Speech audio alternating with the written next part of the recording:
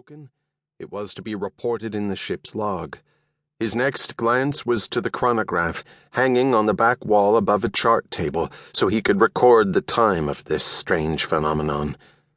To his dismay, the two hands pointed straight down. Not like it was 6:30, where the shorter hand would rest halfway to the Roman numeral 7, but straight down. He crossed to it to check the mechanism and accidentally dislodged its metal winding key. As if snatched by a force greater than gravity, the key dropped to the deck like it had been hurled at great speed. The key didn't bounce, but seemed to adhere itself to the metal deck. He stooped to retrieve it, but couldn't even wedge a fingernail between the key and the deck. He again looked to the west, but the cobalt light cut visibility to just a few dozen yards. He did notice that the sea around the ship was so still it appeared solid, as though it had frozen as smooth as a skating rink, only it remained as black as anthracite coal. A few crewmen down on the main deck spotted Urquhart's silhouette in the bridge wing door. One cupped a hand to his mouth and called, "What's all this, Captain?" The voice reached him like the man had yelled from the bottom of a well.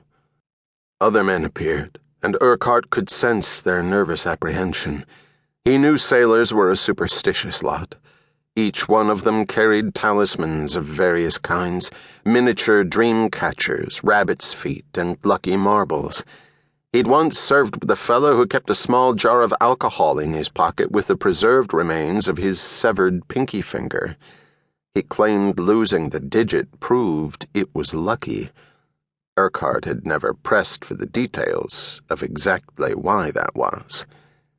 In order to get their minds off the strangeness of the situation, he pointed to some loose chains left haphazardly on the Mohican's forward hatch cover. "Stow that chain properly," Urquhart said in his most commanding voice, "or there'll be hell to pay." The four men moved from the rail at double speed, as eager to have something to do as the veteran ship's master had suspected. But like his experience with the key, the brawny seaman could not move so much as a link of the chain. Had someone welded the entire mass of rusted steel to the hatch, he couldn't have done a better job of adhering the chain to the ship.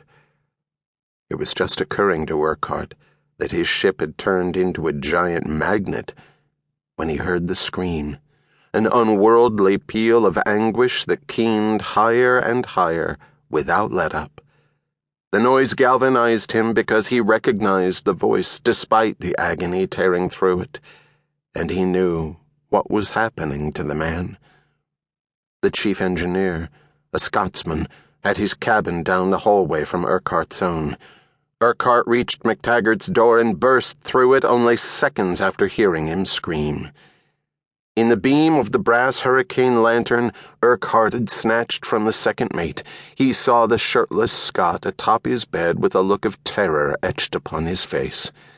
He was pawing at his chest, or more precisely, at the big scar that bisected his left pectoral muscle. The scar was a souvenir of a boiler explosion some 20 years back, and behind it, as McTaggart liked to brag, was a piece of pot metal the ship's cook who'd stitched him up at the time had been unable to remove. "Flip over, Connor!" Urquhart shouted, but no, he was too late.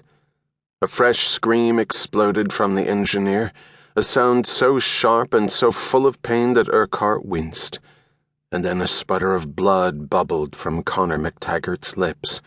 The two men's eyes locked, and a silent message passed between them. "Goodbye," it said. The sputter turned into a continuous gout of rich arterial blood as the shard of metal lodged in his chest tore through his heart and lungs as it was drawn inexorably deckward by the powerful magnetic forces at play. The pain that had transformed his face into an ugly mask had passed, and the crimson stain running from chin to chest was the only testament to the man's last, horrifying seconds. A moment later came a wet, sucking sound, then the metallic ting of the chunk of shrapnel hitting the deck.